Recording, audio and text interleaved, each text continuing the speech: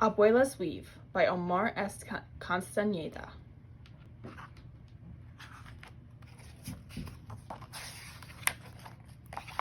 Pull back hard, old Abuela said.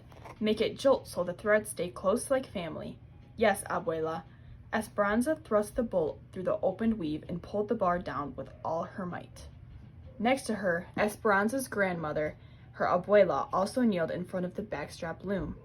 Both looms were tied to the same tree in the middle of the family compound. Esperanza's mother fed the chickens and pigs behind the main thatch hut while her father was off with her brothers in the field of corn, beans, and coffee. You're learning, Abuela said. Esperanza looked at her grandmother out of the corner of her eye. She knew that Abuela was nervous about the market. Her mother said that the huipiles and tapestries Abuela made could pull the wonder right out of people. But these days, more and more goods were made by machines. Esperanza worried that people would tease Abuela about her birthmark, as some kids had once done. They had once started a rumor that she was a witch, but now many people were frightened to buy things from her. Daydreaming again? Abuela asked. Yes, Abuela. Well, the old woman said gruffly, let's get busy because there are too few days left. You still have a lot of work to do, and there will be many other people selling the same things you have.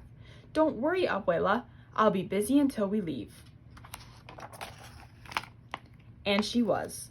Esperanza and her grandmother worked from early morning, even before the sun rose, to well past sunset, when the moon rose and compound fire gave everything the rich smell of pine.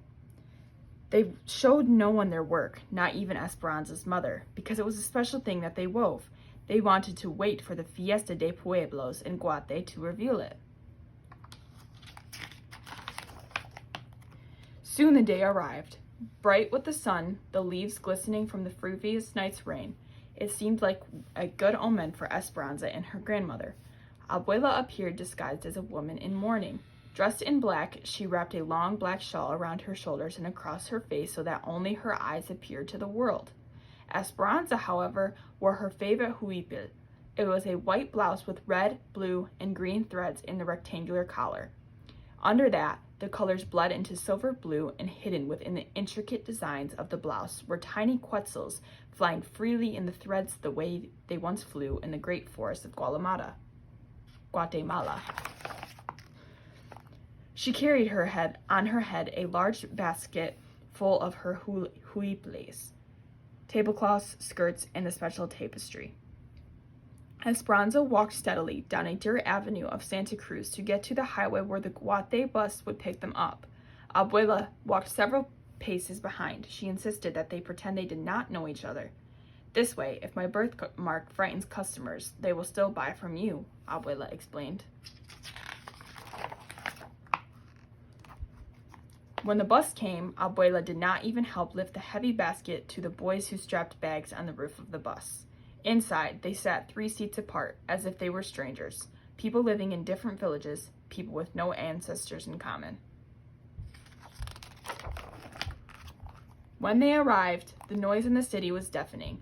Large buses roared down the narrow streets, emitting clouds of black fumes. Horns blasted, and people hurried roughly down the sidewalks. Esperanza wanted more than anything to get off the Sexta Avenida, where people jammed the walkways and hawkers yelled from their shops or from the hundreds of carts blocking the sidewalks and streets. She felt trapped. Her lungs ached from the automobile and bus fumes, and her ears rang with the sounds of screeching brakes, horns, shouting, and the whistles of policemen. Esperanza walked quickly, the basket steady upon her head, her mind trying to focus away from the commotion and onto the stalls set up for the fiesta in the Parque Central. She walked furiously, zigzagging to get down to the Avenida Ocho or Septima Avenida, where the noise was less, when she suddenly stopped to see if Abuela was still following behind. She looked for a familiar face among the bobbing heads, the baskets, the helmets, and hats. She wanted to catch just a sight of her grandmother's shawl, like a black bird hopping from branch to branch in a forest of people, but she could not find her. Esperanza continued to the market, hoping Abuela would eventually find her there among the other merchants. The stalls were already filled when Esperanza arrived. Old men and women nearby shooed her away or ignored her when she asked for help. At last, all she could do was set her basket between the narrow slats of two stalls. On one side, a family of Antigua sold pottery, reproductions of Mayan crafts, and clothing loomed in one of the many factories. The woman on the other side sold long boats of cloth, musical instruments, and decorative bags. The bags all had zippers machined in the capital and long handles of colorful plastic. Everything was beautiful, Esperanza thought. She thought that no one would buy anything from her. She and her grandmother would return to Santa Cruz with no money. The long hours wasted and family disappointed. Esperanza sadly took out her wares to hang them on one of the long splinters in the slat wood on either side. She felt terribly alone. Even her poor Abuelita was nowhere to be seen. The people slowly noticed. They pointed at the elaborate weaving. Tourists and Guatemalans alike drew closer to her tiny place, and they looked up with wonder at the beautiful work in front of them.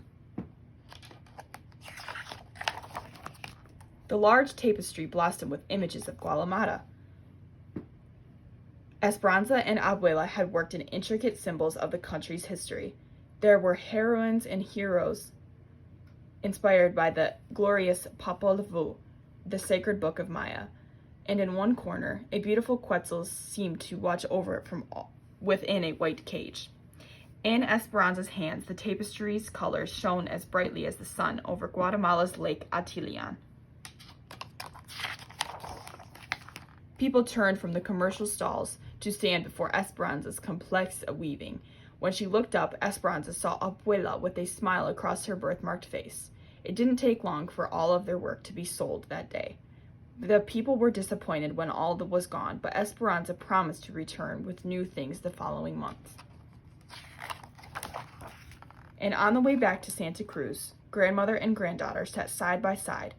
Esperanza's smooth and nimble fingers held tightly in her Abuela's wrinkled old hands.